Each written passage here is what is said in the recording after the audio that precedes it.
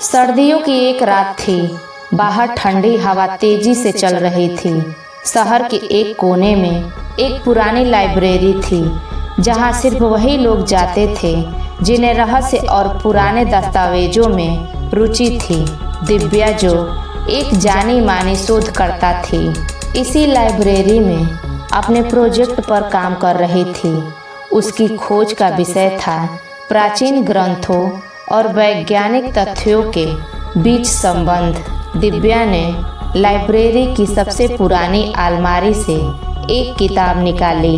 यह किताब किसी ने वर्षों से नहीं खोली थी, क्योंकि उस पर मोटी धूल की परत जमी हुई थी। किताब का शीर्षक था रहस्यों की चाबी। उत्सुकतावश उसने किताब को खोला। किताब के पहले पन्ने पर लिखा था, जो इस किताब को समझ सका वह सच्चाई और अंधविश्वास के बीच की खाई को पाट सकेगा। दिव्या को तुरंत समझ आया कि यह किताब साधारण नहीं थी। किताब के पन्नों पर कोई साधारण कहानियां नहीं थी, बल्कि अजीब संकेत और गणितीय सूत्र थे। हर पन्ने पर एक नया रहस्य छिपा हुआ था। दिव्या ने अपनी सारी तर्क शक्ति का इस्तेमाल करना शुरू किया और उन संकेतों और सूत्रों को सुलझाने लगी।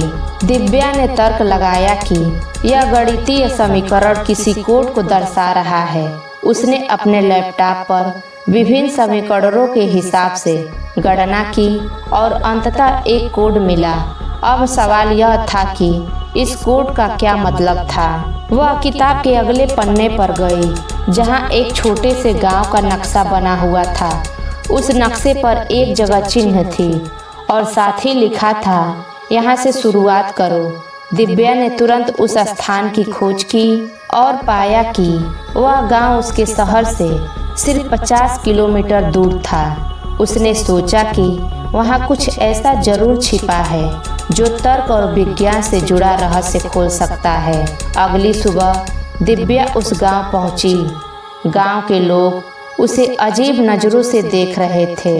एक बूढ़े आदमी ने उसे पास बुलाया और कहा, यहाँ जो भी इस किताब के रहस्य को सुलझाने आता है, वो या तो खो जाता है या फिर वापस नहीं लौटता। दिव्या ने अपनी तर्कपूर्ण सोच का सहारा लेते हुए कहा, मैं अंधविश्वास में यकीन नहीं करती, मैं सिर्फ सच्चाई जानने आई हूँ। गांव के किनारे एक पुराना मंदिर था, जहाँ किताब के नक्शे के अनुसार दिव्या को जाना था। जैसे ही वह मंदिर के अंदर पहुंची, वहां एक और शिलालेख मिला। विज्ञान और विश्वास के बीच का संतुलन ही सत्य तक पहुंचाने का मार्ग है। दिव्या ने सोचा, यह किताब उसे सिर्फ रहस्य नहीं सिखा रही, बल्कि यह दिखा रही है कि तर्क और विश्वास के बीच तालमेल होना जरूरी है।